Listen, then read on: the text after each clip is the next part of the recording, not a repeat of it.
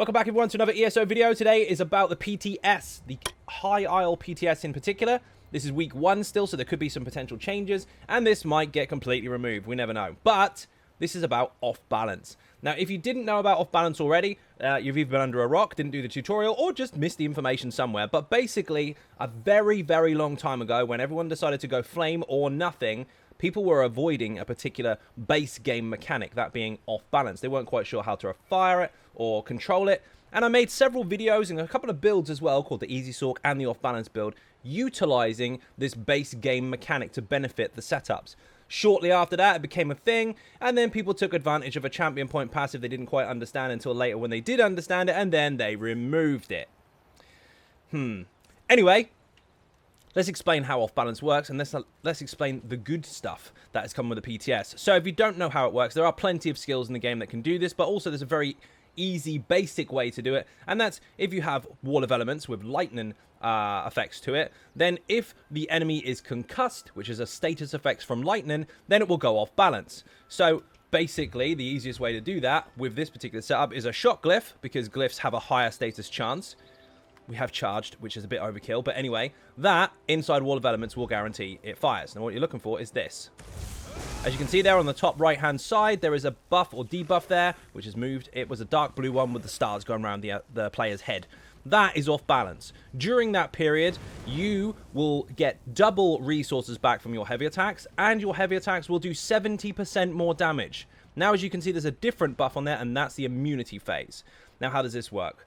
7 seconds uptime, 15 seconds immunity. This is a situation where you are supposed to take advantage of that to benefit you. It's always been in the game, but they have altered it over time to kind of balance it, because once upon a time it could be 100% of the time. They don't want it to happen because it's incredibly powerful and people will never run out of resources, and their heavy attacks will just be stupidly powerful. But that's basically how it works. Very simple. Off balance, heavy attacks, 70% more damage. Yes, it stacks with other items and skills and buffs and bonuses. And then, of course, double resources. It doesn't matter whether you're using a stamina weapon or a magical weapon, you will get double resources back. So look for that and take advantage of it. That's your basic lesson on off balance. But what did they do to the PTS? Well, basically, they reintroduced a champion point node. Now, there has been a lot of noise in the past about off balance being useless. That is 100% incorrect. As you just heard clearly, 70% increase to heavy attacks, double resources back. That is far from useless. And if it is on an enemy that can be stunned, if you heavy attack something while it's off balance, it will be stunned. It will fall over. Excellent in PvP, also quite good in ad pulls. But now, if you're not utilizing off balance for the heavy attack and the resources back, or even if you are, Exploiter is back. This will increase all of your damage that you do to targets that are off balance. And yes, more than one target can be off balance at a time, which means yes, in area of effect situations, if there is an abundance of off balance going on, then of course you can take advantage of that and get really, really big bursty damage on them.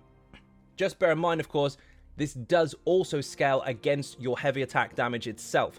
So if you're already getting your heavy attack damage from the off balance target and it's duplicating or increasing rather the damage on top of the stats and bonuses that you already have. Example, Easy Sork has lots of stacking effects to heavy attacks. This still goes on top of that.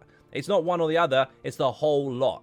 So in situations where there is an abundance of off balance, so in big trash pulls or just in general where there's lots of enemies dying really, really fast, every single new enemy that comes in can obviously have a new off balance on it, so you can constantly keep this bonus.